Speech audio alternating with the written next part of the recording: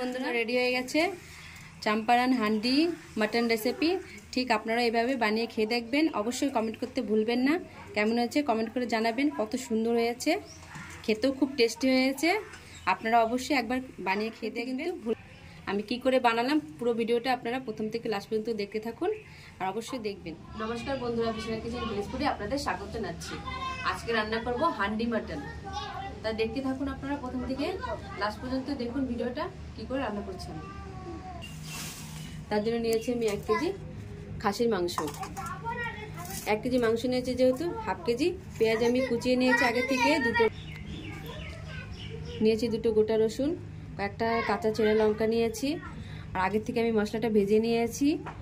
গোটা জিরে হাফ চামচের মতো, 3টে এলাচ নিয়েছি, 3-4টে গোলমরিচ নিয়েছি, দারচিনি নিয়েছি আর শুকনো লঙ্কা বেটে নিয়েছি। আদা রসুন একসঙ্গে পেস্ট করে নিয়েছি। আর এদিকে হচ্ছে ধনে আর জিরে একসঙ্গে বেটে নিয়েছি। বাটা মশলার অন্যরকম একটা স্বাদ, আপনারা চাইলে গুঁড়ো মশলাও ব্যবহার করতে পারেন। আর একটা গ্রেট করা পেঁয়াজ নিয়েছি, লবণ নিয়েছি, হলুদ নিয়েছি, গোটা তেজপাতা নিয়েছি আর এলাচ, 2টো লবঙ্গ নিয়েছি আর দারচিনি নিয়েছি। আর অবশ্যই সরষের তেল দিয়ে রান্না করবেন আপনারা। ভেজে রাখা মশলাটা আমি বেটে নেব।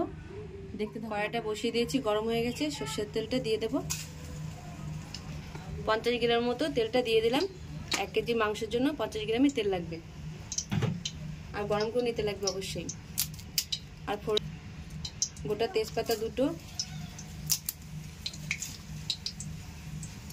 আর দিয়ে দিচ্ছি 3-4টে গোটা এলাচ, 2টো লবঙ্গ, একটা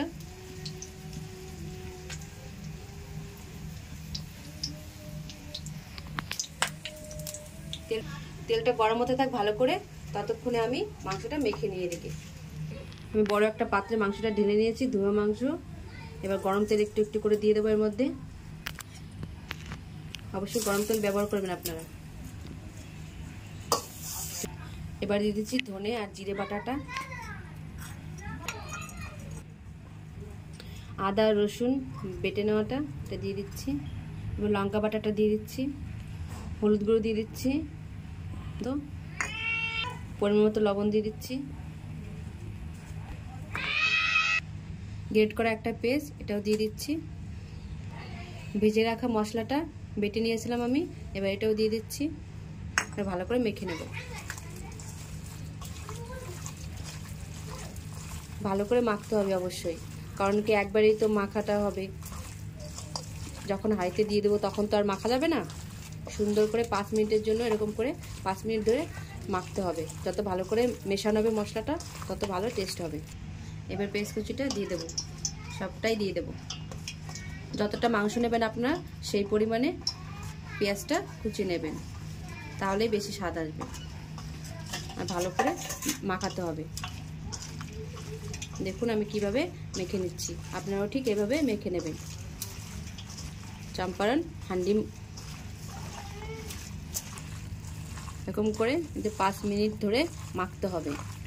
মিনিমাম 5 মিনিট মাখতে হবে।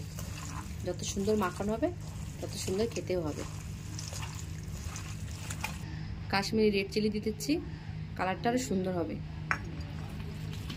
আপনারা চাইলে দিতেও পারেন, না দিলেও হবে।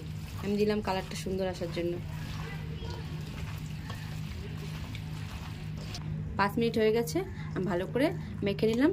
এবার 2 মিনিটের জন্য ঢাকা দিই, ততক্ষণ আমি হাঁড়িটা রেডি করে নিই।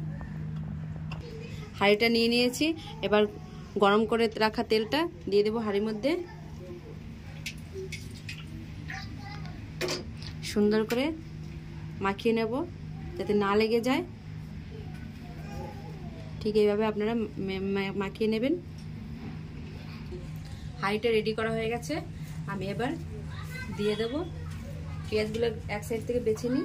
পেঁয়াজটা নিচে দিয়ে বেশ করে ঠিক এইভাবে আপনারাও দিয়ে দেবেন। দেখুন আমি পেঁয়াজটা দিয়ে দিয়েছি। এবার মাংসগুলো দিয়ে দেব। এরকম সুন্দর করে পাতিয়ে নেবেন। কিভাবে রেডি করছি দেখতে থাকুন আপনারা। এবার দিয়ে দেব গোটা রসুন। গোটা রসুন দিতেই হবে, এটাই খেতে আরো বেশি স্বাদ লাগবে। আপনারা কিন্তু জল ব্যবহার করবেন না, জল কিন্তু ব্যবহার করা যাবে না। এবার চেরা কাঁচা লঙ্কাগুলো দিয়ে দেব। ঠিক এইভাবে আপনারা পাতিয়ে নেবেন।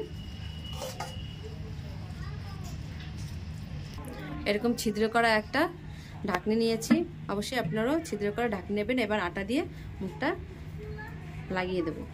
ঠিক এইভাবে আপনারাও দেবেন। দেখুন আমি এইভাবে বসিয়ে নিলাম, ঠিক আপনারাও এইভাবে বসিয়ে নেবেন।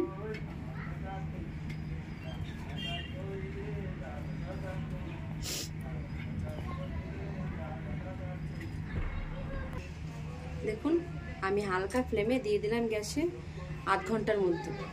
8 ঘন্টার মতো রাখবো, আর 10 মিনিট পর পর কিন্তু হাঁড়িটা নাড়াচাড়া দিতে লাগবে, নাহলে কিন্তু নিচে লেগে যাবে। মাথা রাখতে হবে, আর সাইডের জন্য একটুকু না বের হয় গ্যাসটা। তাহলে একটা ছিদ্র আছে, এরকম ছিদ্র করাই আপনারা করে দেবেন অবশ্যই, কিন্তু ঠিক এইভাবে আপনারা করে নেবেন। 10 মিনিট অন্তর অন্তর কিন্তু ঠিক এইভাবে নাড়াচাড়া নেবেন। উল্টে পাল্টে না নিলে পরে ভালো হবে না কিন্তু। ঠিক এইভাবে কিন্তু নেড়ে নিতে লাগবে, নাহলে নিচে লেগে যেতে পারে কিন্তু। ঠিক এইভাবে কিন্তু 10 মিনিট অন্তর অন্তর নেড়ে নেবেন। 45 মিনিট রাখলাম আমি, 45 মিনিট হয়ে গেছে। এবার নামিয়ে নেব।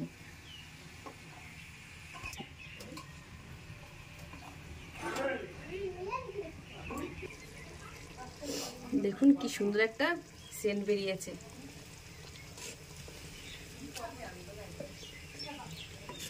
হান্ডি মাটন ঠিক আছে, কত সুন্দর গলেও গেছে, একদম নরম তুলতুলে হয়ে গেছে, সেই টেস্ট হয়েছে হান্ডি মাটন। আপনারা ঠিক এইভাবে বানিয়ে খেয়ে দেখবেন কিন্তু।